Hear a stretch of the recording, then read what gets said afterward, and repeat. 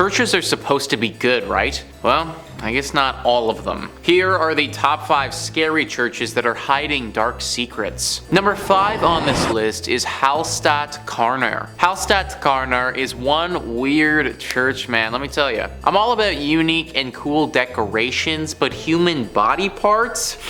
Kind of where I draw the line, guys. Discovery.com says many bone churches and ossuaries are decorated with femurs and pelvises, but at Hallstatt Karner, the skulls themselves are decorated. More than 600 of the skulls on display in this Benhaus, also known as Bone House in English, bear their former owners' names, professions, and the date of their death. Many are also adorned with decorative garlands and flowers. But perhaps what makes this bone church stand out the most is the fact that the most recent remains to be interred here belong to a woman who passed away in 1983 after having requested the Benhaus as her final resting place. What's more, she might not be the last because the church is still open to receiving similar requests. So yeah, the dark secret here is that there is literal bones still being added. 1983 is really not that long ago when you think about it, and like the article suggests, that's probably not the last person to have been thrown into this array of skeletons. I guess it isn't, but it feels like this should be illegal or something. At the very least, it's just super weird. Like, why is a bunch of dead bodies and bones and stuff bringing anyone closer to God? Isn't the whole point of church to connect with your spiritual side? Not get grossed out by a bunch of dead people who you might have even known at one point. The church is located in Austria and has got to be one of the scariest churches in that country for sure. Unless you want your bones to be added to some religious display, I would stay away from this place. Number 4 on this list is the St. Louis Cathedral, a beautiful church like many on this list, which is riddled with spirits. List first says, like the city it serves, the St. Louis Cathedral in New Orleans is a font of strange myths and legends. Originally built by the city's French rulers, the modern cathedral wasn't completed until the 1850s. According to lore, the ghosts of the old structure came along for the ride. One of the cathedral's better known ghosts, Père Dagobert, was an 18th century priest. Dagobert was renowned for his kindness, especially his willingness to treat the poor and terminally ill. During the 1760s, several members of his congregation decided to revolt against the city's new Spanish rulers. The mainly French and Creole rebels successfully pushed the initial Spanish force out of the city, but a larger force later managed to claim New Orleans for the Spanish king. Infuriated by the earlier rebellion, Irish-Spanish governor Alejandro O'Reilly decided to not only execute the rebels, but also leave their rotting bodies on the doorstep of the St. Louis Cathedral. As a devout Catholic, Dagobert could not stand by while Catholic bodies were so roughly treated. After failing to get O'Reilly's permission to properly bury the bodies, Dagobert led a funeral procession down to St. Peter's Cemetery and placed the slain men in unmarked graves. Dagobert's successor, a Spanish priest named Pierre Antoine, is also said to haunt the cathedral. More intriguingly, Antoine's friend, voodoo priestess Mary Laveau, who often prayed at the church during her lifetime, is also considered to be one of the many spirits inside the cathedral. So we got voodoo priestesses,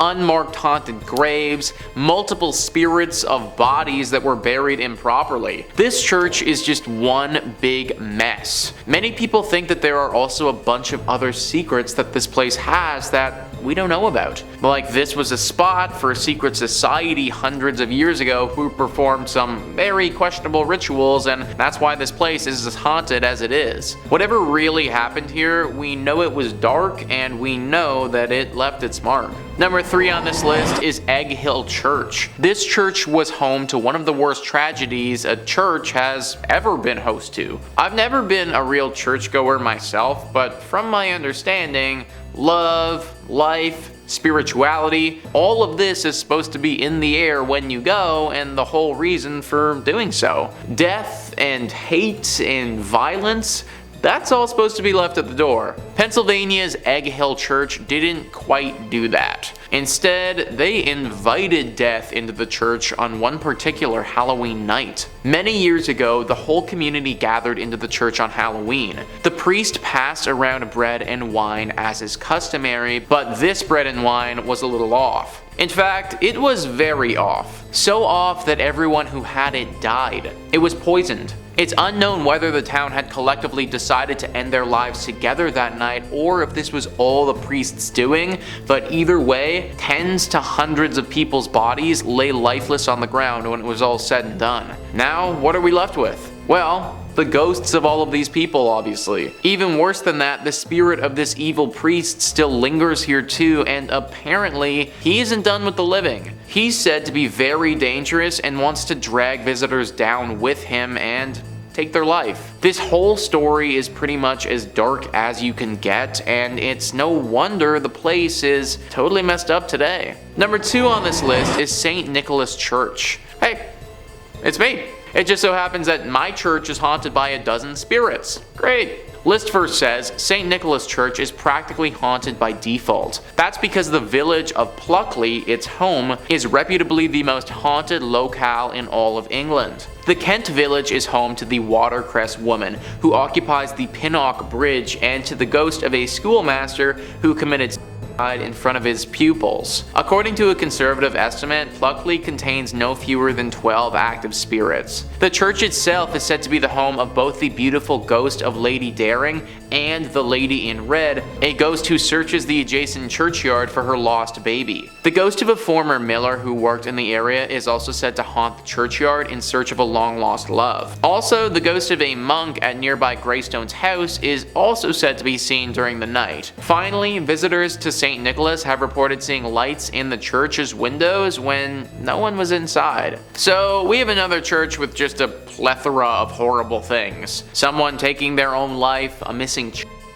a man who has lost his loved one. My question is, why did all of this happen at this one church? Like, what really caused all of this to transpire in the first place? Are we just supposed to believe that it's all coincidence, or is there actually something more afoot here? I think that's the real secret, and sadly, I don't know if we're ever going to be able to find the true answer. And finally, number 1 on this list is St. Andres on the Red. Just that name alone, on the Red. Like, of course this place had to have some dark secrets. List first says St. Andrews on the Red, completed in 1849, is located in the town of Selkirk, which is more or less a suburb of Winnipeg. It's the oldest stone church in Western Canada, and it may be the region's most haunted thanks to the spirits of former plague victims. Other apparitions are said to populate the church's graveyard. Eyewitnesses have reported seeing a ghostly man clad in black and a mysterious woman in white. Also, a disembodied pair of red eyes have startled the visitors in the past, while a ghost car has been noted not far from the church's main entrance. If you're thinking about visiting the church or graveyard, be wary. Those who've claimed to have seen the various apparitions also reported having terrible nightmares the following nights. Most of these nightmares apparently involved the gates of the cemetery,